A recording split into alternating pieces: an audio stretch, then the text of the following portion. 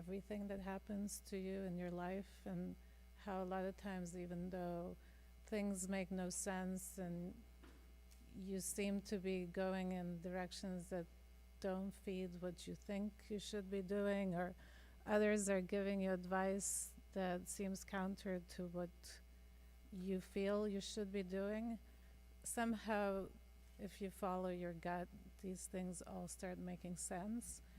And now that there's 30 years of work behind me, I can start really analyzing and seeing some patterns in my behavior, my life, but of course the work is part of it. So nothing is separate at all. And I'm just going to start because this fumbling is whatever. So these are the two questions I'm always asked. Where are you from? Because you have this kind of accent that I can't quite detect. And I think the accent is that way because I don't even know where I'm from, really. I was born here in Washington, D.C. even, but my parents are Yugoslavian, and they weren't immigrants. My dad was a diplomat. And the other question that I was always asked is, how did you get into nanotechnology? So I'll answer that a little bit because you'll see that even that was a process. So this is where I started school, in Indonesia, in Jakarta. And my first vivid memories were from Indonesia. And I believe, looking back again, that a lot of my understanding of the world and experiences that I had during this time actually very much influenced how I see the world today. We went back to Belgrade after I finished first, second, third grade there. Belgrade in former Yugoslavia. And we were there for a couple of years, and I was starting to get a very different story about World War II and the partisans versus the Southeast Asian issues. And then we jumped to High School of Art and Design. I started high school pretty early at 11, 12. And I got another World War II story. So I very quickly realized, wait, these are actually interpretations and stories, and I became a very healthy cynic early on. But I would say that probably if somebody pushes me against the corner and say, okay, where are you from? Where do you feel you're from? I would say New York, because I was in New York growing up from 11 to 16, which would be really critical years. It was in the 70s, so New York was pretty intense, and I landed in an art school, which was also pretty intense right in the city. My parents were incredibly busy, so I got to do all kinds of stuff they didn't know about, such as going to Max's Kansas City when I was 15 and seeing the New York Dolls, which to me was amazing. I knew about the Rolling Stones and Beatles and da-da-da, and I was going to bands. I was really into music always. But seeing the New York Dolls just completely felt like, oh my God. It was like an incredibly electrical environment. And it was in a small club. So I was seeing David Johansen as a 15-year-old as if I'm seeing you here, performing really wildly. And that kind of shifted, even though I was in art school already, I was mostly going to clubs, and I listened to Pink Floyd, and you can imagine the rest. And in parallel to this, and I have to say this was happening through osmosis, my father was very obsessed with people finding out about Nikola Tesla. Because at that time, in the early 70s, very few people actually knew about Tesla. So it was Edison, and there was no Tesla in existence. He located his family and where he died in New York on First Avenue and First Street. And we started going to Niagara Falls, and I started reading a lot about this material, and he was actually instrumental in helping build a monument for him. So this is another kind of influence that happened that later would recur in my life repeatedly. Looking at these pictures with Tesla and thinking about what kind of influence he had on the world, and the wireless technology that we use now, he actually invented in the 20s. And just the idea of the thunderbolt was very exciting to me. So this is really thanks to Tesla that the world started lighting up. So after kind of a very intense New York 70s childhood, I went back to former Yugoslavia, and I studied in the Academy of Fine Arts in Belgrade, which is a very Beaux-Arts academy. And for 3 years, we had art history, we had anatomy, where you had to do each piece of the body, to every detail, know it in Latin. It was excruciating, actually. So my classroom looked kind of like this.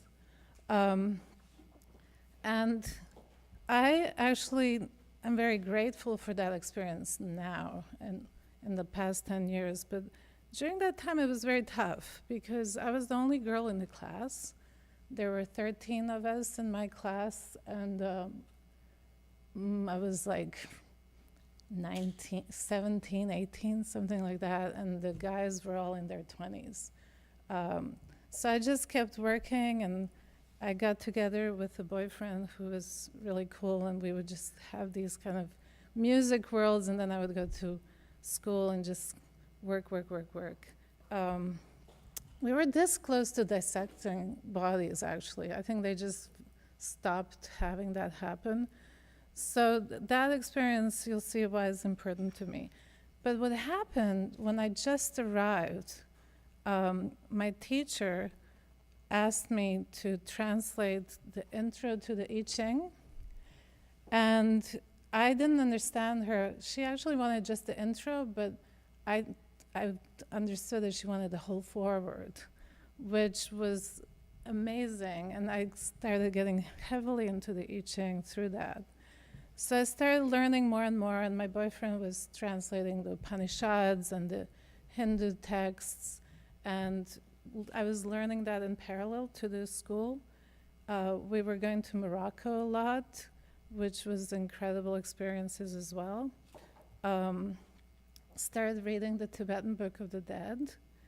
And then I saw this band, actually not band, Alan, who was the only guy in the kind of a one-person performance suicide, he called himself. Incredible. And it was so inspiring to me. I just decided that's it. So I quit art school, I quit everything, and I formed a band. So that's me when I was, 19, 20 something? And that's Daryl from the Bad Brains, and John, who ended up being a Hare Krishna, I think. Can't remember. Anyway, for about 4 years, that's all we did. We were just hanging out and playing music in the East Village. Every Tuesday that is, we were at the A7 Club playing, and then we started doing all kinds of performances. And I really feel like that's where I started my education in collaboration and interactive art, and thinking about visuals and performance and a relationship with the audience. To me, the audience became very important.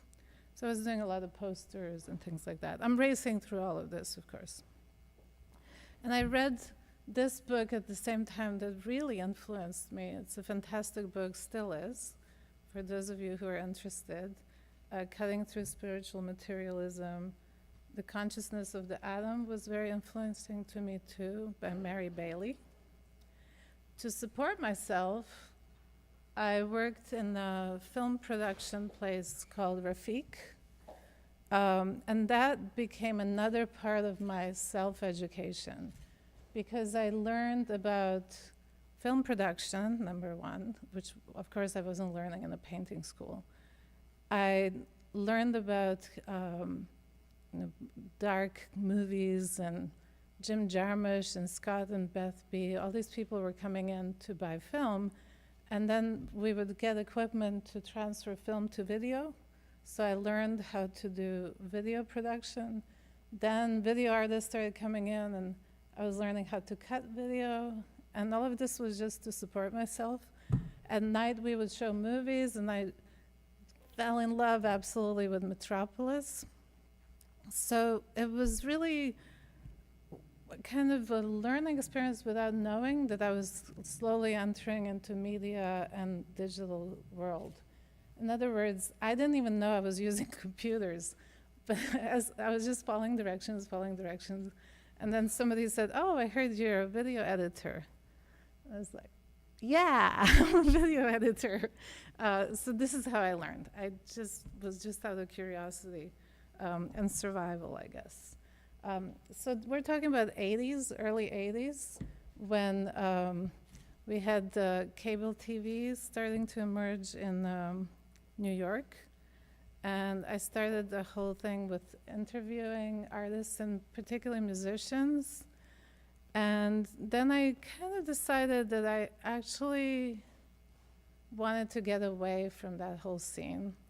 It's another long story.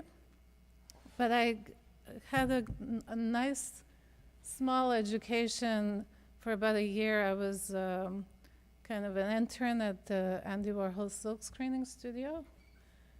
And it really was the biggest learning curve for me, because I had a lot of luck with my initial art making. Very early on, I was in Venice Biennale, and I had galleries interested in my work. But when I saw the whole scene from the inside in the Andy Warhol studio, I actually made a very clear choice not to be part of that, and to think of other ways to discover how I wanted to express myself.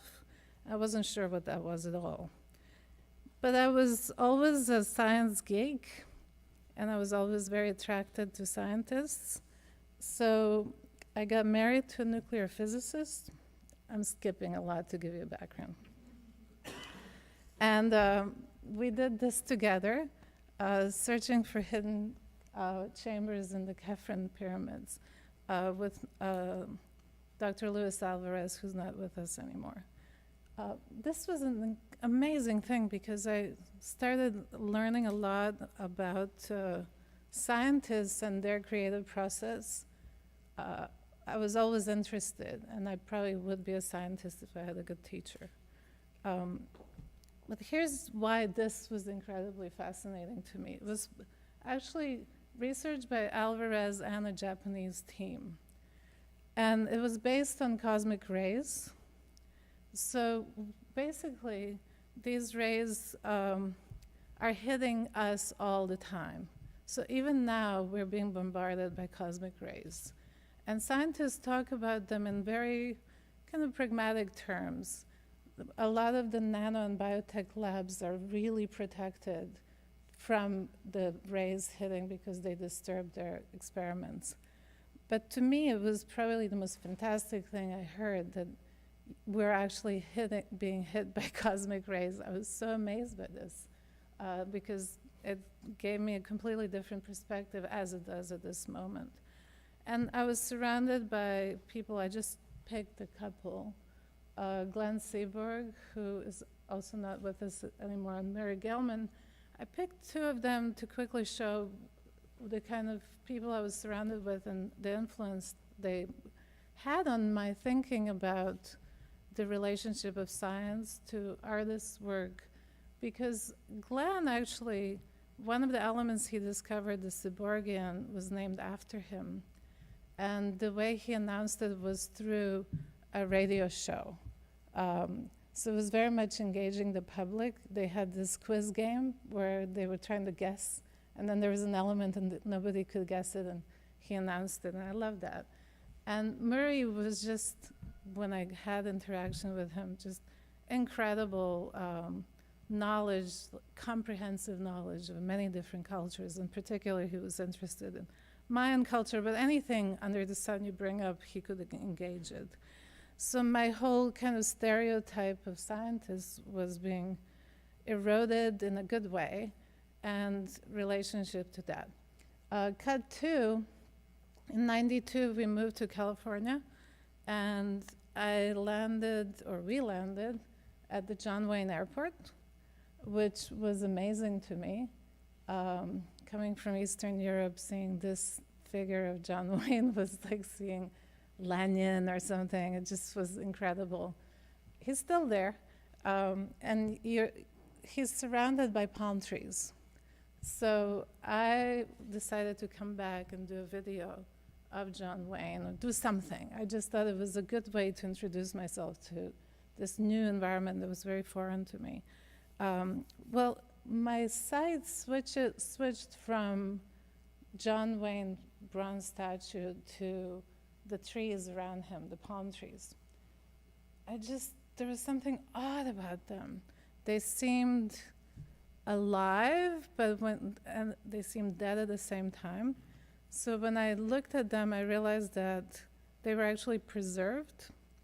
And I did some research, and I found out that there's a place called Preserved Treescapes International, where they preserve trees. I was showing this, and actually claim that it's something that's very good for the environment, because you actually save the trees. It's a long rationalization. And then searching more through Orange County, I discovered the Nixon Museum, which was amazing, worth a visit for anybody interested. And the whole idea of the debate completely being reframed. So I just was amazed by that whole scene. So I started imagining. Now, this is why I want to point this out, especially for grad students. I came to California and nobody ever heard of me. I had no connections. I had one small baby, pregnant with another, and I was just completely enamored by these trees and going around. Came up with an idea to do 3 preserved trees with embedded monitors inside of them. Made no sense, but I thought it was a cool idea. Took it sent a sketch of it to SIGGRAPH, and SIGGRAPH sent back, yes, we accepted. Then I went to the palm tree place and I said, can I get some palm trees? And it'll be exhibited here. They were, why would we do that? Okay, I'll do some videos for you. Doing the videos got me inside the whole scene that was incredible. I mean, just rows and rows of fronds and husks, and you can design your own tree. So I came up with this. And I should also say that each one of these projects that I quickly show took me about 2-3 years to produce, and I could easily spend a whole lecture on each one of these projects. I'm showing it more in the sense of how one can get led through different paths just by curiosity, and how much it opens the doors. Because it happened that this SIGGRAPH that this show was in was when Simon Penny had curated a show that's called Machine Culture, and I suddenly was in the middle of all these amazing people who were deeply already in media culture, Lynn Hirschman, Eduardo Katz, on and on. And so I just, through my own curiosity, without necessarily even having any idea that I would land there, it wasn't a strategy or something, I ended up being exactly in the environment I needed to be in, with exactly the people I should relate to continue my work. But the environment really shapes how we work and see our work and respond to it. So when the Northridge earthquake hit, it was quite shocking, as you can imagine, seeing this happen in seconds. And also this is a time in the early 90s when people were debating how important is internet, is it important, what's virtual, what's not virtual. And I always felt that that dichotomy was so artificial, that there is no such thing as virtual and not real and real.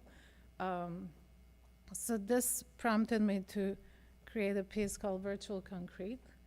And it was probably a piece that kind of threw me into really where I continued delving into for the rest of my career.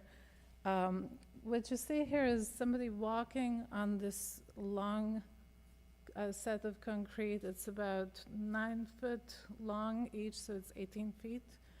And these bodies covered with chips, I figured out a way to photograph the bodies and then print them with inkjet, place them on wet concrete, and then take away the paper. And what happened was a very kind of fresco-looking type thing. On the side, we had sound that I was doing with Kenny Fields, who was a music student at that time at UC Santa Barbara. And as you step on it, you create sound, but you also feel really uncomfortable because not only are you stepping on bodies, but you're stepping on art in a gallery.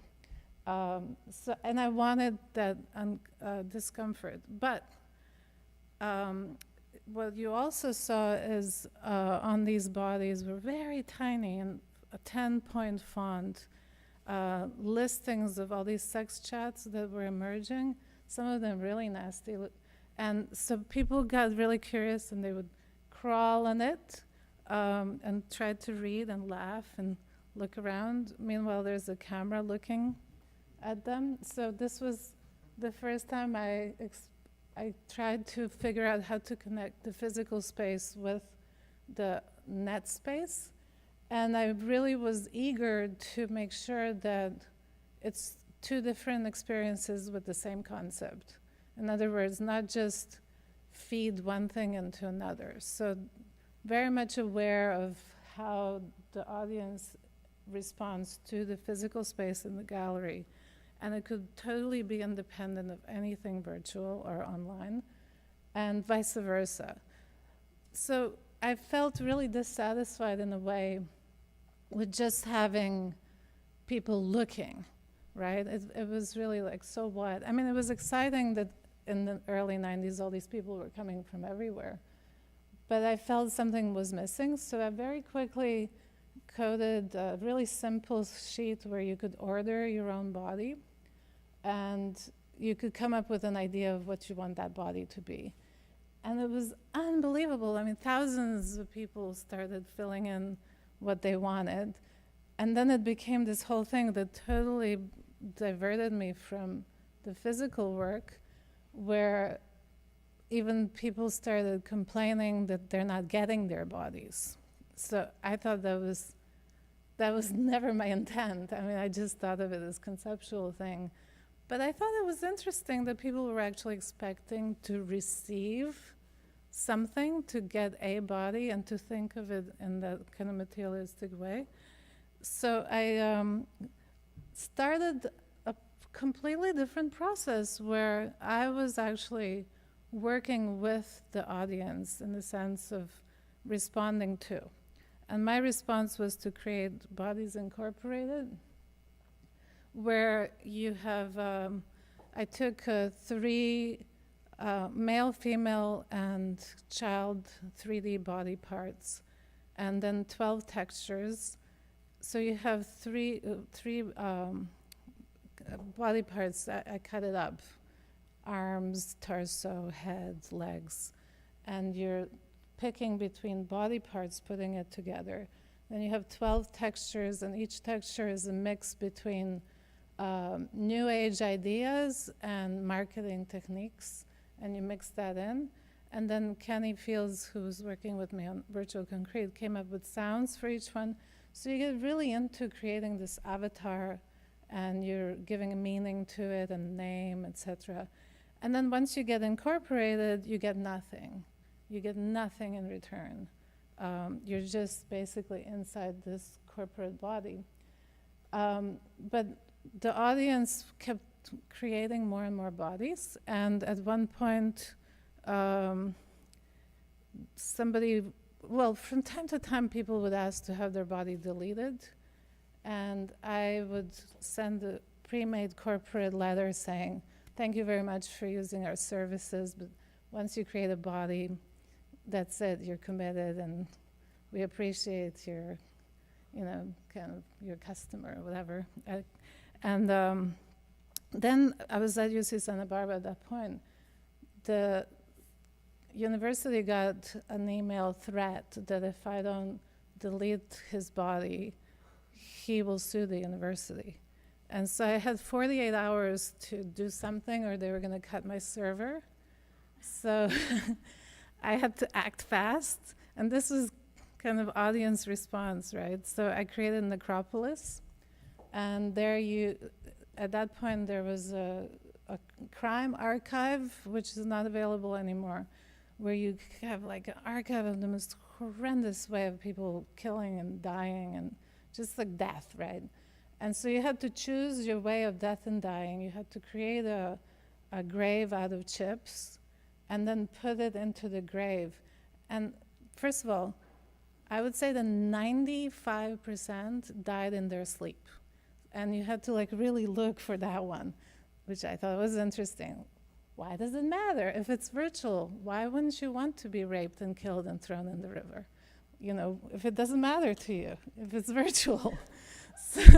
And then after you submit your grave, you have this weird feeling that your info is still there, which by the way it is.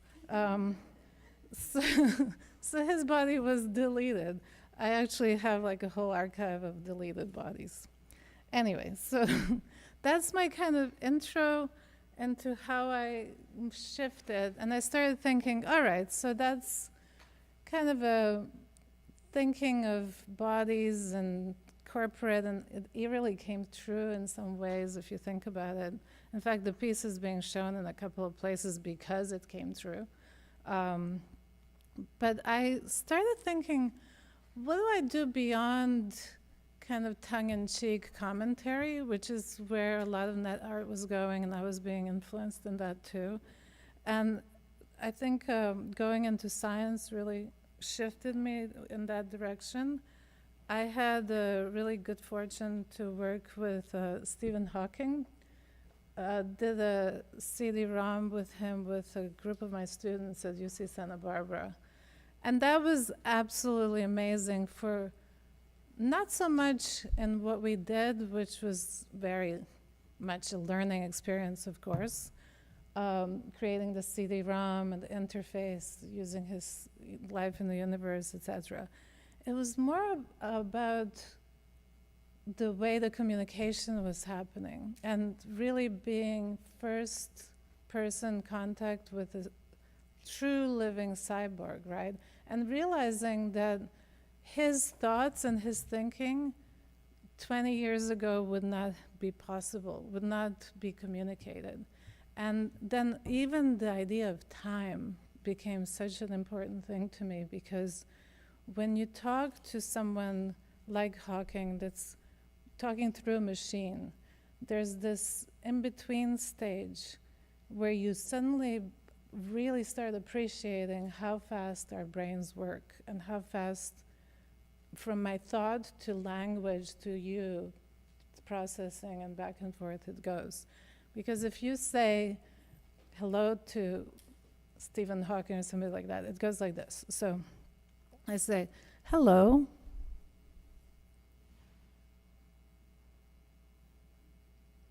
Hello. That was just 5 seconds, right? So it really had such an impact on me. Every communication was like that, and you realize it's going from his mind through this box into the audio device, and more than that, how fast we process everything at all times. Around that time, the DNA was discovered, so I did a piece. This was a commissioned piece in a mine, in a coal mine in Germany. And I, at this point, started working very much with learning about Buckminster Fuller and geometries in nature. And I started working with Gerald from Holland, who's a coder who's obsessed with Bucky, and we did a piece that was actually dealing with digging through data in this coal mine that when we dig the data in the coal mine itself, you find out that actually it was a Nazi hangar for weapons. And the organizers weren't too happy when they found out that you could actually find out what really happened there, as opposed to just celebrating the kind of digital age. This is an essay that I recommend highly to anybody interested in natural systems by Donald Ingber. It had a huge influence on me because it showed how there's this universal set of systems, but most obviously the tensegrity system that Snelson as a sculptor was using and Bucky was using as a engineer and architect. And you can just start thinking about the way life works in a different way when you see these universal sets going on. For instance, if you just look at your muscles, the more pressure you put on your muscles, the bigger they get.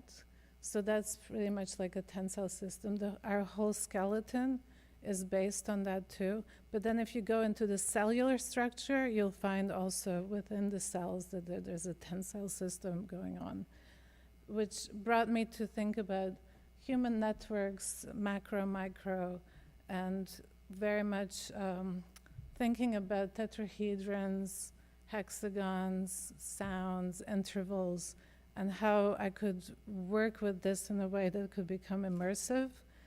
And as I said earlier, with time. So this project was called No Time, or Building a Community People with No Time. And it's my thinking about this whole idea how there's more and more online communities, and coming to the conclusion that actually the community of people that I'm most interested in are too busy to be on the online community. So how do you build a community of people who have no time? And the idea is that it happens outside of them. So it's a long story, but I'll just give you how I installed it. It's a spiral.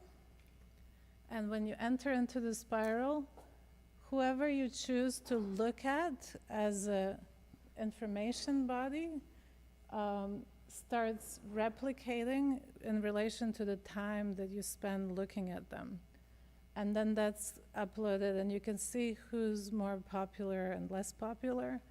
And on your screen, it's like a screensaver. And when 1,000 people make connections, it explodes, because we cannot actually handle more than 300 connections. So when it goes into this wild connectivity, it gets to be schizophrenic, which is what we're kind of seeing. And this moved into playing around with cell phones. It's another whole project I don't have time to go over, but really thinking about structures in nature in relation to structures that we're developing, in relation, of course, to Bucky Fuller. I became an artist in residence in Santa Barbara when his archives were there. And I just ended up finding out so much amazing material that really fed my work and my research. I was doing a PhD. And I should say that my PhD was after I got tenure. So it really was kind of a need to understand what I'm doing and also learn how to write and learn how to respond to a lot of intimidating ways that academics can be. So this is the US Pavilion in 1967 in Canada. And this is the Buckminster Fullerene. So we know that there's 3 carbon molecules, right? There's the graphite, the diamond, and then the Buckyball, which was discovered in 1985, sorry. very important, and it became kind of a symbol of nanotechnology. That is my way of discovering it. The way I learned about it was through culture and architecture and my own path. It certainly wasn't through being interested in nanotech per se. I was interested in beehives and sounds, natural systems, but also in this. This is a cell phone system. So cell phone systems are designed as hexagonal maps. And if you imagine each one of these actually belongs to different companies. So it could be T-Mobile and AT&T, so on and so forth. But the reason it's designed hexagonally is because it is the most efficient system. It's a closed packing system. And engineers know this. And it's starting to come back more and more into a lot of design and a lot of research and a lot of architecture now that we're thinking more sustainably, because in nature there actually are no cubes. Very, very, very rarely do we see squares and cubes in nature. It's always triangles, circles, pentagons, hexagons, and so on. Yeah. I mean biology. You know, in your body, the way your cellular system works, there's no squares, for instance. But you won't see it in leaves, you won't see it in water. If you look how molecules are formed, they're hardly ever, never almost, squares. I was corrected, I used to say never. Somebody corrected me and showed me one example, and I wrote it down, I don't have it now. So here's the graphite. And just to explain to you guys why I started being really fascinated with nanotech other than discovering the Buckyball. Well, first of all, when people start talking about it, it's hundreds of thousands of times smaller and da-da-da. Part of it, but that kind of was more mind-boggling than anything else. Here's how it works. And this was shown to me when I was initially starting to get into thinking about it by Jimzewski, who actually took this picture, who's explaining how a scanning tunneling microscope works. So you're going beyond the visual realm. There's a point where you just reach the limit, right? And the scanning microscope works like if you try to imagine going across the surface and you're feeling the grooves like a record, and you're recording the vibrations and the texture, and then translating that into data. So this finger, the finger that you just saw, is really a very fine needle that's terminated by one atom. And this is what these guys are working with. So you can't not be fascinated that this is happening and that we actually are starting to think how to build bottom up and create. So use really nature's principles of creation.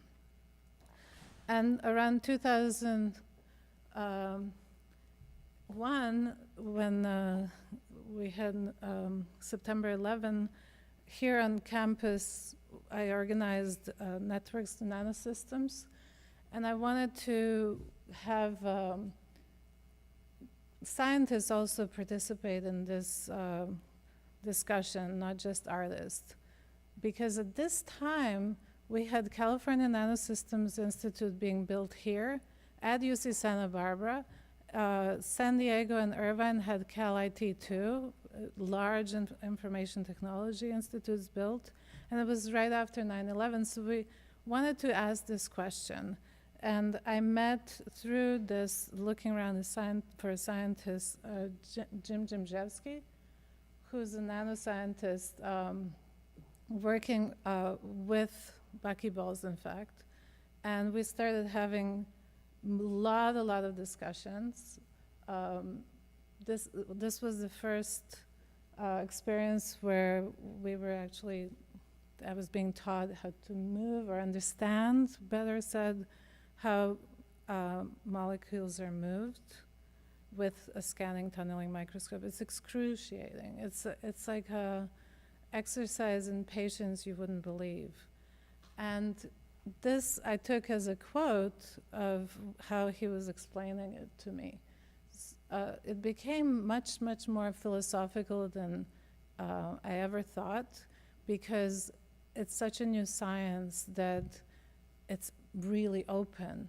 There's very little that's in place as far as knowledge goes. So if you go into biology, there's hundreds of years of research that's been built up, and there's certain things that are just known, accepted, established. And that wasn't true, still isn't, in nanotech, where it really is discovering a whole new science, but also a very new methodology. So scientists have to work from many different fields, which they didn't have as an experience before. And the first piece we did, you can see videos of all of this online, is creating a Buckyball that you manipulate with your shadow. And it was a really experience for me to work with a scientist where you had to figure out where you draw the line, where it becomes aesthetic and it's okay, where you're crossing the line and it's not functioning the way you want it to. So, for instance, when I first was introduced to the Buckyball, I was told, it's like we all are, oh, it's like a soccer ball. And so the first thing that we did was actually had it programmed to mimic a soccer ball. And Jimjevsky freaked out. He's like, it doesn't function like this. It actually, and then when he explained it to us, it was actually much more interesting. If you exert force on it, it breaks apart. You can't do anything. But if you move really, really slow, you can actually exert change. And so we completely changed it to have you move it with a shadow, projected it on a building, so instead of going nano and doing something really small, created really large to bring home the point that everything around us is molecular. It's not a reductionist model.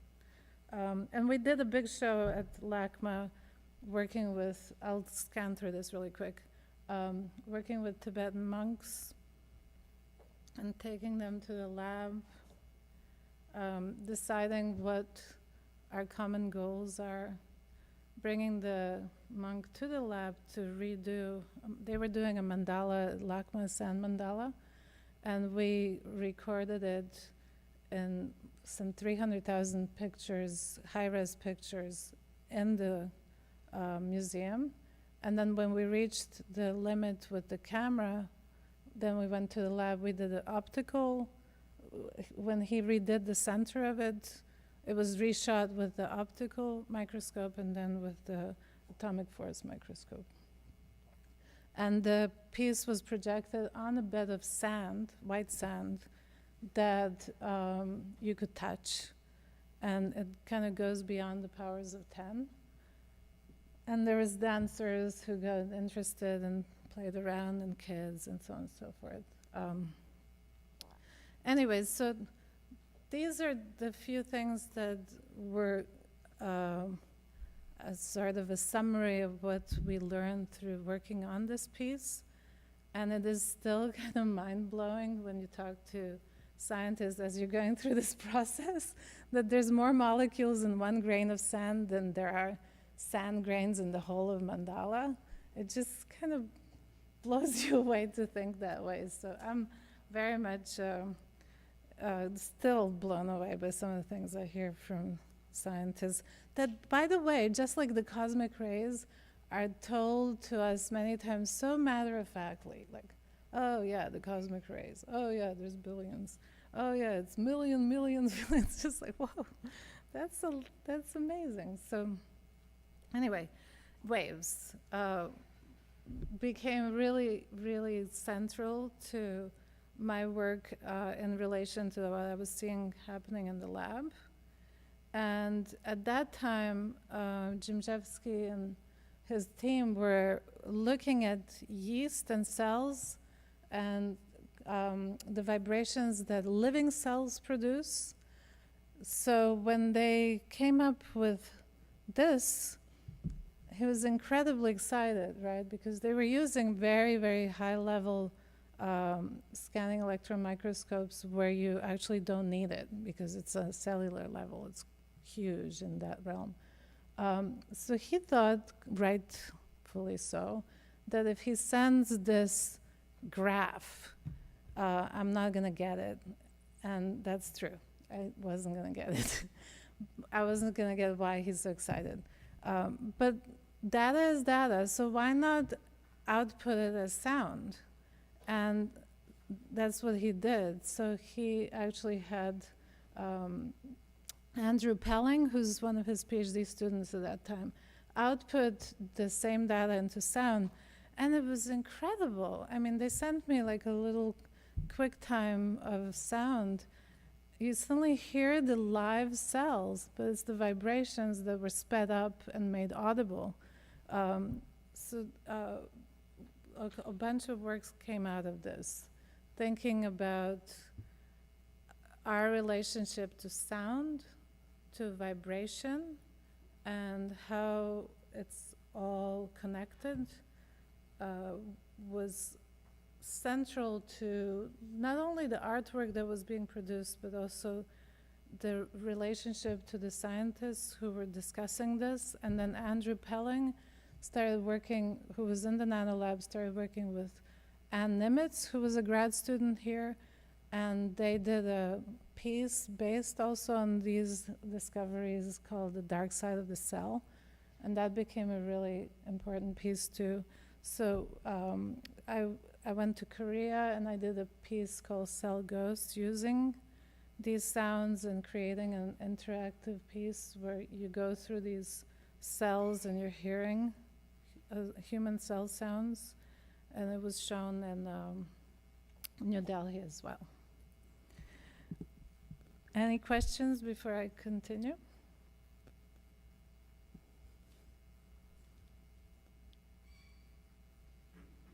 Okay, then. No questions. All right. So speaking of waves, I made a commitment to myself in about 2007, I would say, to work with water. And now it seems more pertinent than ever with the way the drought is happening in California. I was asked to do a piece, actually it's 2006, I was asked to do a piece for a biennial in Shanghai, and I thought this is a perfect opportunity to do something with water. And the idea of waves and everything I learned on the microscopic level, I actually wanted to move it into water. And I'm sure you've seen this quote before. It's something that is really coming more and more and more true, and something that I feel very passionate about. So in parallel to any projects that I'm doing, I have a lifelong commitment to keep doing work with water. And in addition to my own installations, I created a site called Water Bodies, where we collect works that deal with water, both from artists, scientists, but generally projects that are addressing the issue in some way.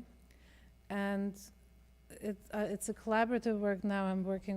I have been with Claudia Jacques, who's been working on the back end system to make it really dynamic and create the ability to input a lot of sites.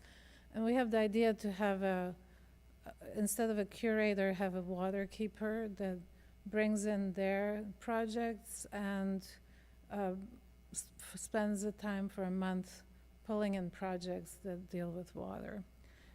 2 years ago, I was an artist in residence in Ireland, at the border of Northern Ireland, and we went around the country and collected samples from wells that are holy wells to look at how do they really have healing properties like they're supposed to. And they do. Like the one that's supposedly for your mental well-being. It turns out it has some lithium in the water. And they're really endangered because of the fracking that's happening there. So that was, we're doing a book on this. And this is the project that I did, and I've shown it around a few times. It's called water bowls. And it consists of 4 bowls that are half full or half empty. And each one has a different story, but they're all interacting with each other, and they have projections through them. This is the money bowl. It actually has pennies dropping in, and every time it drops in, you see another map. And then in front of it, it's kind of light, is sound. And the oil actually shows you how it's oil and water do mix. Because the longer it stays in the gallery, the dirtier it gets. It's just, and the smellier. Okay, so cut to vibrations and color. This is a project that I've been doing for quite a while. With Jimjevsky's, we started in 2007. And it took us probably 3 years to really get it where we wanted it. It's a project that wanted to happen. In other words, nothing that I was interested in or that he was interested in. But when the whole thing with the yeast cells and the sound vibrations came out with Jim's research, it just caught interest not only from the scientific and art communities, but a lot of New Age communities. Everybody was very interested in this. And he got a phone call from a woman asking if he ever thought of measuring the vibrations of a chrysalis turning into a butterfly. No, I actually never thought of that. So cut 2, they sent a bunch of chrysalises to him. And cut 2, I come into the lab and there's all these butterflies running around. And then he tells me, oh, you should work on this because you're an artist. And I go, yeah, because it's butterflies. And it kind of sits there for a while. And then we start looking at it a little bit and put it under the microscope occasionally. And then I find out, wow, there's no pigments here. It's actually nano-optics, like the beautiful blue that you're seeing. It's really the patterns in the wing. There is no pigment in this butterfly. So it became a little more interesting. Then I find out that all the anti-counterfeiting technology comes from this butterfly. A little more interesting. The word, as things happen, I slowly am discovering few things about the idea of butterfly and different connections. Of course, how could you not think of the one butterfly wing flap, etc. And so Jimjevsky decided to actually look at it in his lab, and we just were not able, actually his team was not able to come up with these vibrations because this is enormous, right? I mean, how do you do it? But being a kind of a curious scientist, he was actually trying to figure out how would you do that? So what they finally came up with is putting a nano mirror, really small mirror, on top of the chrysalis and shooting a laser beam. So every time the mirror would move, they would record it, right? And what they came up with was this. And I think this is where we both just went, wow, if you think about it. This is change, right? So it's transforming, beginning to end in 2 weeks. And you never see it being gradual, really. It's constantly whoo, and then it kind of lulls, and then whoo, and it lulls again. And the sound is really actually gnarly. I can play it for you later. So this whole sense of, oh, it's such a sweet, but disappears because it really felt like, wow. And it was right 2008 when all the markets were crashing, looking just like this. So I started thinking of it as a reflection of the collective metamorphosis, and these pictures became really amazing, and the sounds, and we both actually started thinking about how do we work with this, what do we do? This is the chrysalis, and it was put into MRI as well. What we discovered is that there's like 8 pumps that are constant. So it's very much like music. You have in the chrysalis 8 pumps that are constant, like a heart. And then you have this like, so it's like very orchestrated beautifully. And then at FEI in Oregon, one of the, stop me. Well, I'm a little lost. So there's a mirror that was put on the chrysalis, and then each time the mirror moves, that's recorded as A vibration. The vibration then is sped up and amplified so we can hear it. So it's the same vibration, it just is put into our realm. Okay, and what was the first thing that he measured that caused this big field of interest? The cell, the yeast cell, Okay. the sound of the yeast cell. And that was a similar by converting vibration into sound. Yeah. So the question was, what was the similarity? This is how the cells of the butterfly wings look, and it was shot at FEI in Oregon, which is one of the most high-res microscopes available. And it's absolutely stunning if you think about it. Of course, no color, right? Even deeper into it. And after a few trials and errors, we decided that the best place to premiere this piece is at the Integratron.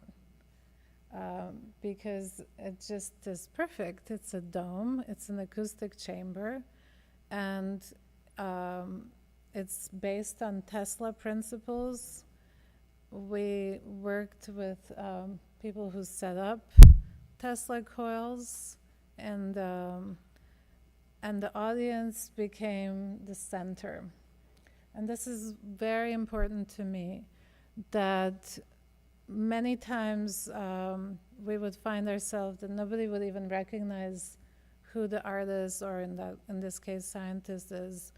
They would just be so absorbed into the work. So as people would line up and get on the blue morph and take turns, others would watch, and it became this kind of performative thing where people were starting to show off and do different things. And this is the original version that got more and more developed.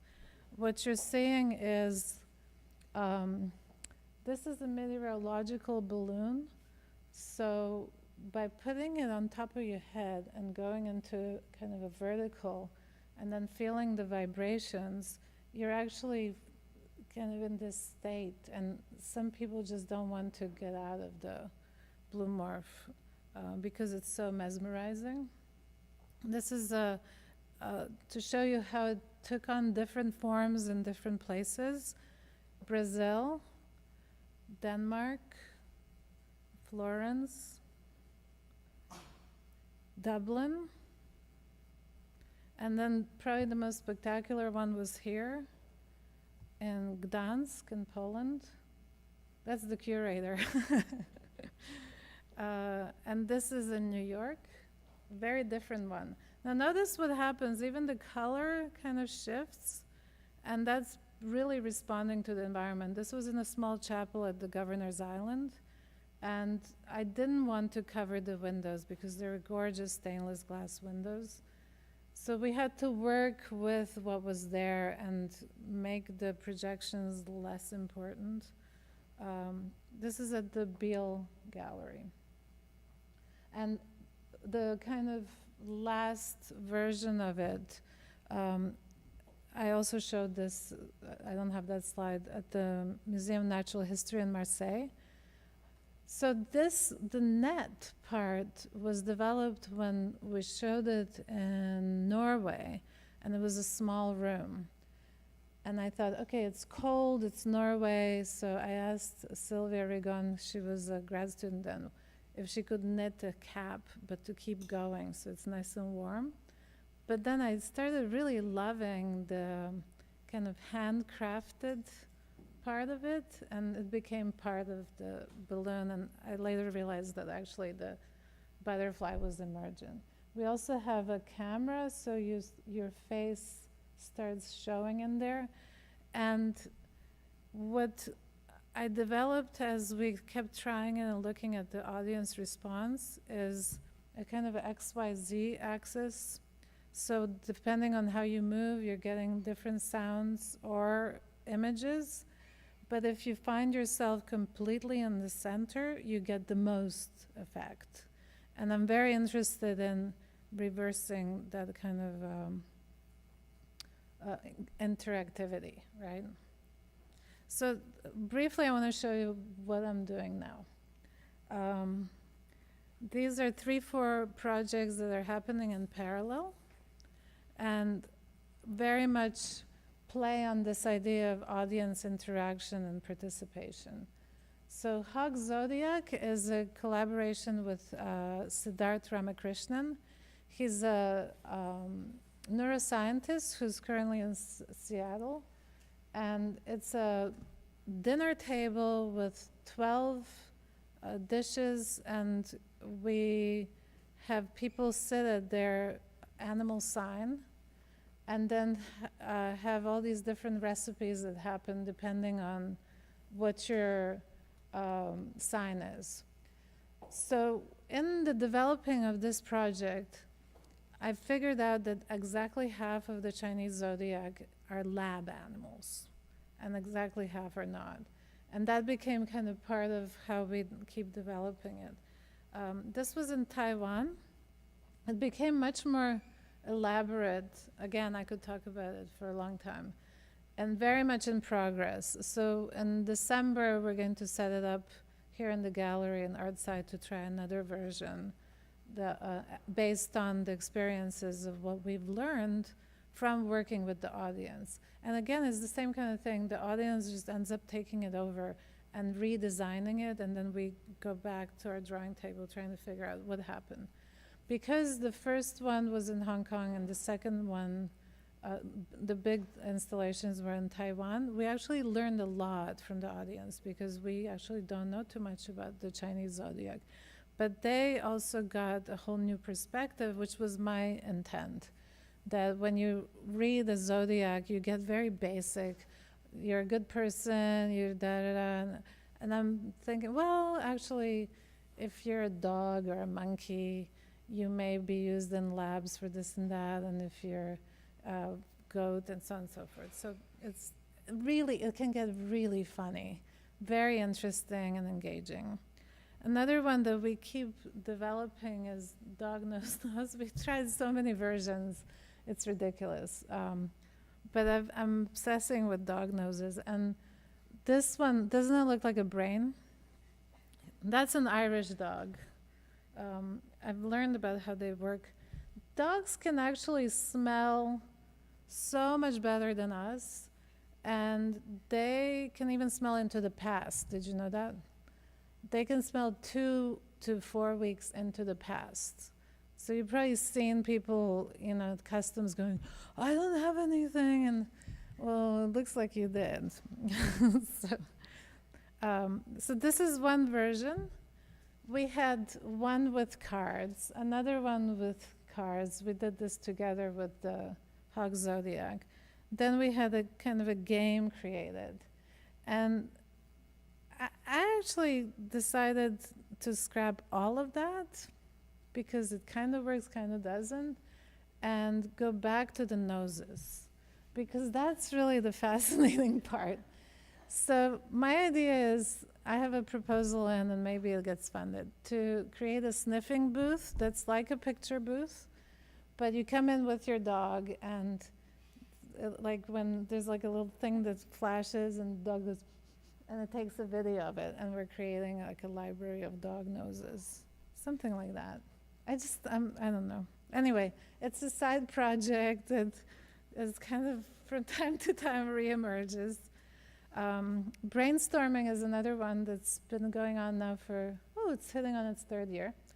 So who you see on the right is David Familian. You'll meet him. He'll come here for some grad reviews. He's the director of the Beale Gallery, where Ido is showing right now, and I had a show there with Jim.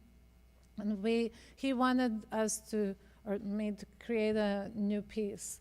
So I was very interested in discussion with Mark Cohen, who's here. He's kind of in the shadow a little bit.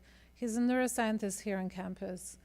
And my question to him was, at that time in particular, there were all these Occupy Wall Street, all these heavy-duty movements and storms. So I asked him off the record, do you think our brains collectively actually are very much responding to the weather, and like the extreme weather is also extreme social movements?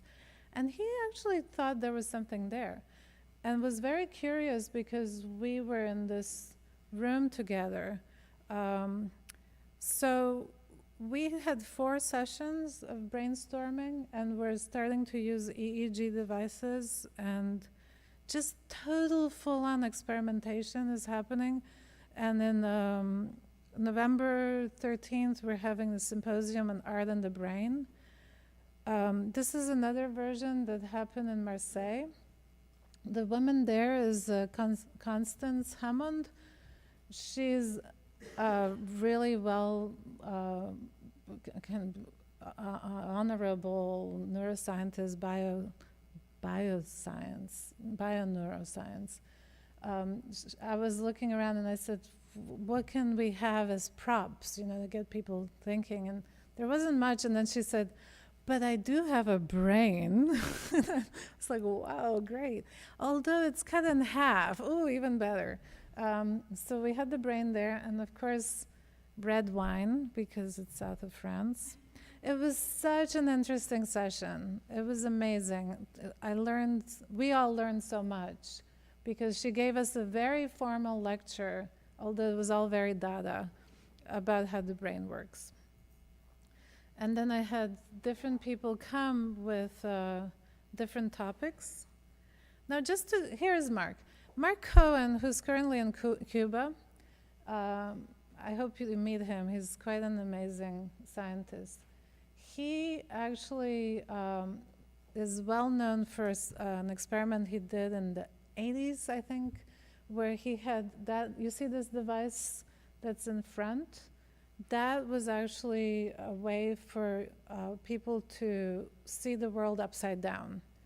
And it's a very famous experiment where for 2 weeks people were seeing everything upside down. And at a certain point, the world just flipped, right? They were sleeping the whole thing all the time. A year later, they came back, put on the headset, and the brain flipped it. So it's like it learned. And things like this were being discussed, and that's Linda Weintraub, who is an environmentalist from New York, curator. And I got obsessed with aluminum foil because I don't know if you realize it's used a lot in neuroscience labs. So all the guests got to create their own head devices. And what was particularly interesting is that the scientists were much more creative than the artists. The hats they created were awesome, and the artists were kind of like, yeah, So they were really, really into it. And I'm now thinking of 3D printing based on some of their designs, these hats, and working with Mark on putting the EEGs, the simple ones, not the elaborate ones. Because I think by having the headsets, the aluminum foil, we created this atmosphere, and people were being kind of mediums. So, there's another image. All right, so last piece that's still in process is a good one to tell you about, also about process, because this was a year of work for one night at the Santa Monica Pier for the Glow Festival. I got commissioned to do something, and I said, well, I would like to work with the Ferris wheel. And then I thought, what did I just do? Like, how can you take eye candy like the Santa Monica Ferris wheel and do anything that's interesting? Until I saw this after going there many times, and you have no idea how many times I've rode that wheel. And the wheel in Marseille and everywhere I go. I started thinking of it as a mandala. And we did, oh, hello. We did a program, the wheel to change every hour. So it's from dusk to dawn. And that was fun. But what I'm interested in, as you could tell from what I've shown you so far, is the audience. So to me, the wheel it is a symbol of the industrial age. That's when it emerged in 1800s. That's what it represents. And the people in it are literally like cogs in the wheel. You don't even see them. And whenever I would talk to anybody about it while I was brainstorming, people would be interested in how big is it, how does it work, the mechanics. Nobody about the experience of what happens in the wheel. So the octopus became like the biological mandala that takes over the wheel. And this is some of the team working on this roof. And here's what we came up with very, very briefly. It's octopus mandala glow. And these girls are playing, but the idea was, oh wait, let me show you this picture. This is a Santa Monica, a city worker that was one of the people that they hired to work with us. She was awesome. Performance artist that came. Anyway, so the idea was to have people put on these crowns and you sit in the gondola. When you get to the top, you are actually then really in the mandala because you're seeing 360 view of your environment.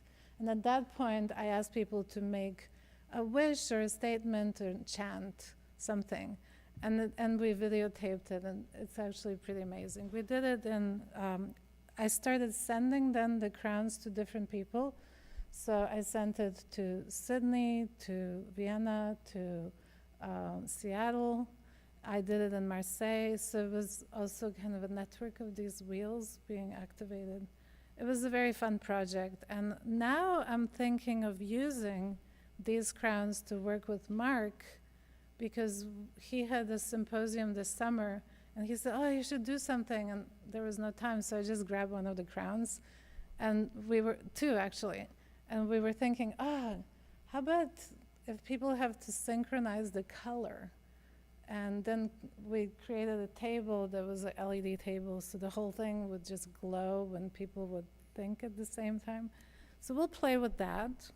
I'm showing you stuff that is still in progress and how the process is. And then the last that we're working on this week is the work that I've been collaborating on with Professor Chuck Taylor, who's an evolutionary biologist, on mapping the acoustic sensor array of bird communication networks. Incredible work that I had quite a bit of time to wrap my head around what we do and think about birds and bird songs. And he finally, he brought Takashi Kigami, who's a physicist from University of Tokyo, to participate with us. And this summer they came and they did a first iteration in the sculpture garden. So what they did is they had 40 sensors and speakers that were all in the trees, and basically you started hearing birds, which is really important. We've kind of edited them out of our environment.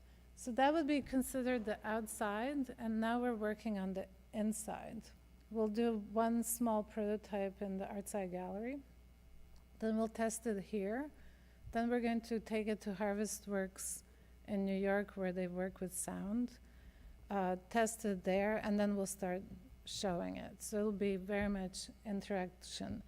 I'm collecting videos from drones, kind of orchestrating and videotaping ourselves to think about what would a bird find interesting? And it's kind of odd to think like that. So, like, what would, like, oh, it sees worms, or, you know, just like a different way of thinking. A huge archive of bird sounds, and a great group. We're kind of a collective in this project. It's not necessarily something that any one of us leads. So looking at what do I do visually?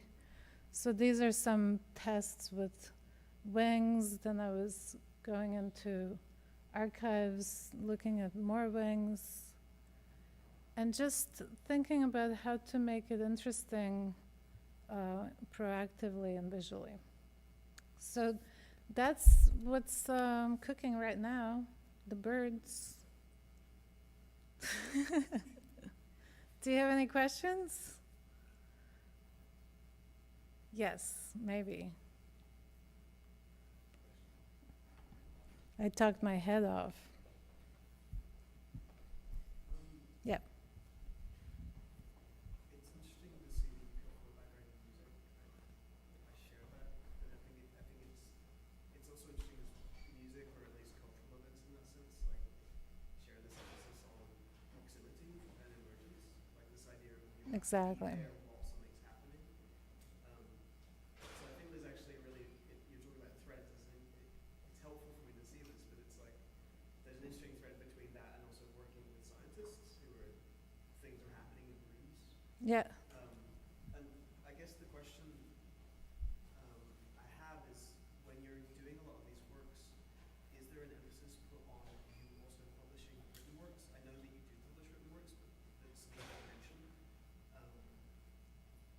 Is there an emphasis on the kind of the translation process happening textually also, as well as these works? And is that like a focus for you?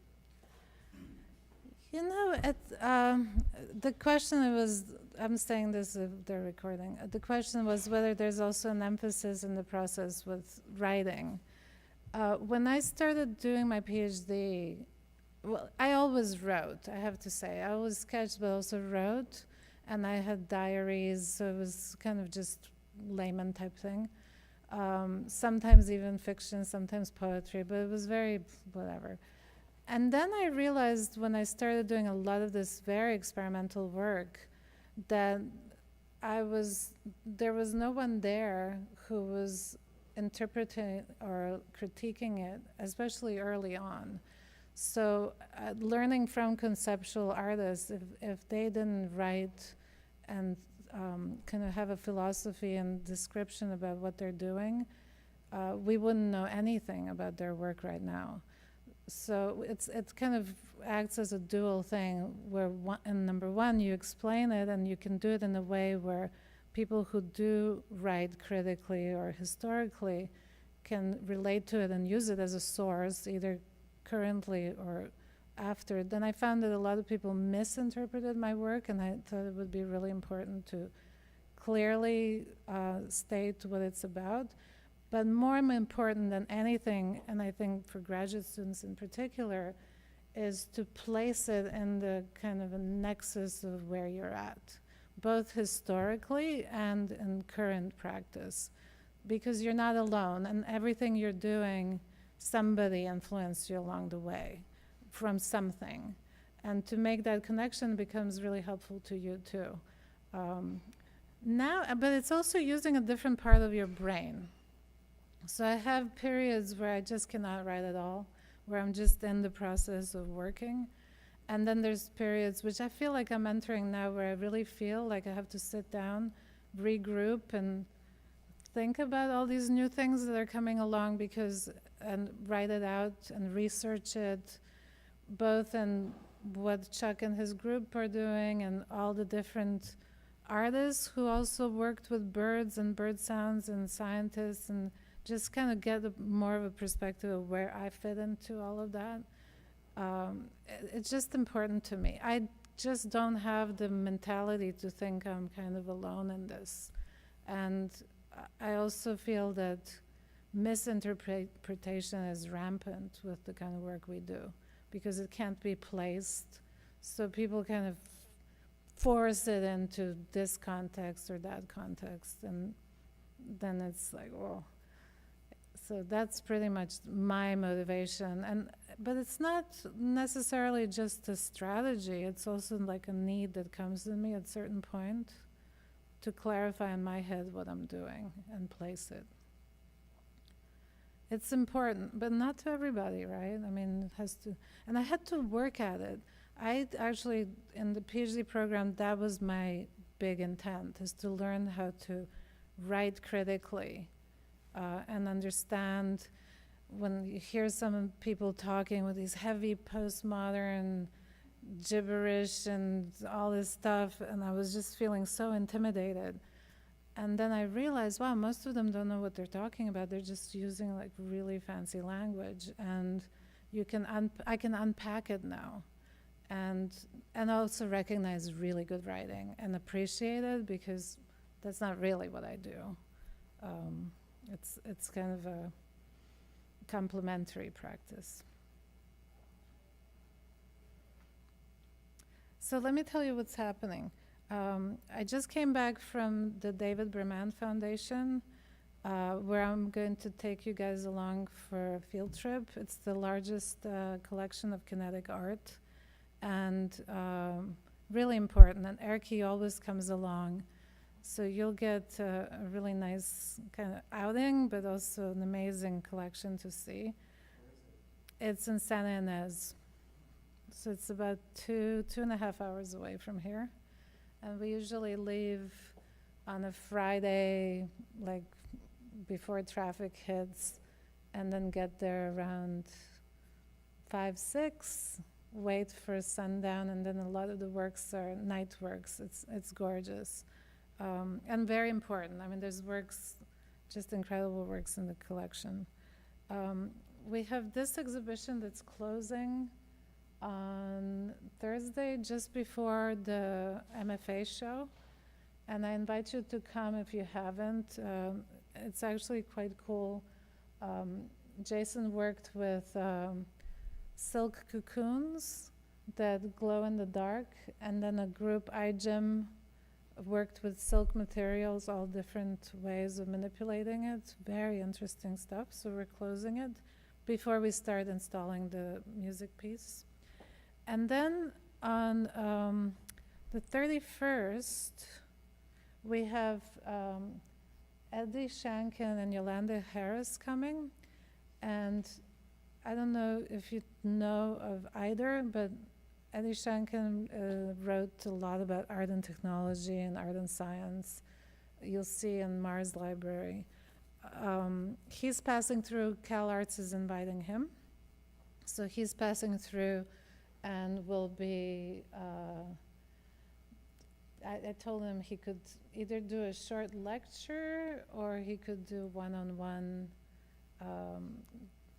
critiques. So you guys, I'll send you an email and you guys can figure out what you want to do. And then Yolanda does some pretty interesting work with sound, and definitely interesting guys. So they're kind of coming through because CalArts is inviting them, and then they're going to UC Santa Barbara. And then of course we have the exhibition opening of what I'm just told you about, and the laser. This particular laser, which stands for Leonardo Art Science Evening Rendezvous, is really excellent. We're going to have 8 people talking for about 5 minutes, 3 of whom are coming from Japan, and they're here. So Hiro Iwata, Kenji Suzuki, and Professor Izawa, they're coming here from the University of Tsukuba in Japan, And the reason they're here is because we're actually starting a PhD program. They are, and I'm one of the professors on their faculty. And one of my ex-students from Parsons, Aysen Karachasin, is my first candidate. So she's giving the next day, on the 7th, she's doing her kind of test whether she gets into that program. The program is connected to the Art Science Center and then also the Ars Electronica. So it should be very interesting. And they do pretty cool work. The program's called Information Informatics, Empowerment Informatics. Working not only to empower people philosophically, but also with interfaces and physical interfaces for deaf or blind or people who are handicapped in some ways, with a big point being, for instance, why is a wheelchair designed the way it is? Because it makes the person who's in the wheelchair always looking up, and it makes us talking to him or her looking down. So it's this strange thing. And they did one design where they have these mechanisms where they move the person up with full support to the spine, so they are actually eye-to-eye contact. Things like this is actually very interesting work, so I definitely recommend you taking a look at that. And that's pretty much it.